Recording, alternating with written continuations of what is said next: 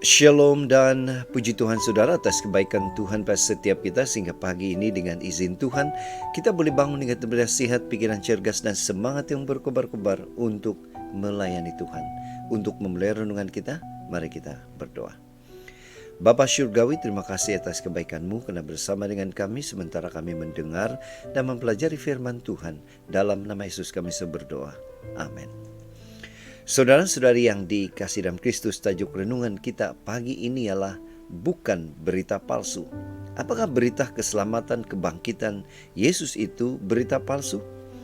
Firman Tuhan dalam Kisah Para Rasul 13 ayat 34 mengatakan, Allah telah membangkitkan Dia dari antara orang mati dan Ia tidak akan diserahkan kembali kepada kebinasaan. Seperti yang telah difirmankannya, Aku akan memberikan kepadamu janji-janji kudus yang dapat dipercayai yang telah kuberikan kepada Daud.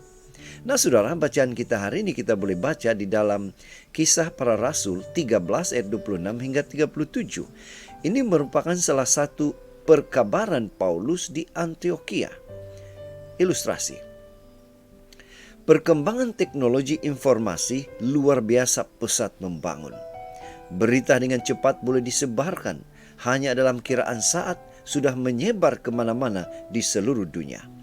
Hal ini menggembirakan di satu sisi, akan tetapi di sisi lain ianya cukup merisaukan.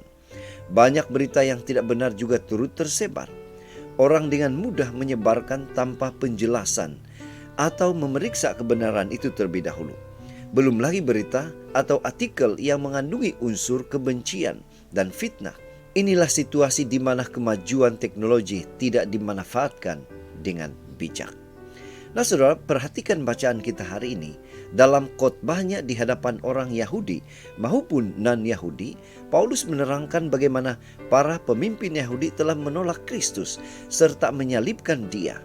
Kematian Yesus bukanlah akhir dari karya Tuhan atas dunia ini, karena Tuhan telah membangkitkan Dia.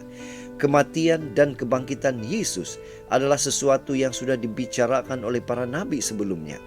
Dan pada saat peristiwa itu terjadi, ada ramai orang yang telah menyaksikannya akan kebangkitan Kristus itu. Bahkan Paulus sendiri juga yang pada mulanya tidak percaya, kemudian menjadi saksi kepada kebangkitan Yesus Kristus kepada dunia. Saudara, bagaimana dengan kita? Dari huraian Paulus kita belajar bahwa berita Injil adalah berita yang kebenarannya adalah pasti, bukan palsu. Berita Injil didasarkan pada fakta sejarah, bukan cerita hayalan atau fiction belaka. Daripada menjadi penyalur berita palsu, mari kita sebarkan berita Injil. Biarlah kita mempercayakan usaha pemberitaan Injil yang kita lakukan kepada Roh Kudus, sebab hanya Dialah yang mampu membuka hati seseorang untuk dapat mengerti, percaya dan menerima Yesus sebagai juru selamat.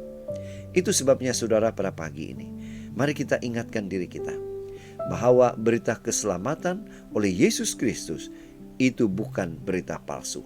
Ianya adalah berita yang benar dan pasti. Doa kita hari ini saudara, mari kita bersyukur, kita berterima kasih kepada Tuhan karena Dia memberikan kita kekuatan, kemampuan untuk tetap percaya. Berita keselamatan yang ada di dalam firman Tuhan itu benar, bukan palsu. Mari saudara, kita tetap setia, tetap semangat, tetap positif dan tetap sehat sampai Maranatha. Tuhan memberkati kita. Mari kita berdoa. Bapa Syurgawi, terima kasih karena menanamkan dalam diri kami untuk percaya akan berita keselamatan itu adalah benar dan pasti. Dalam nama Yesus kami berdoa. Amin.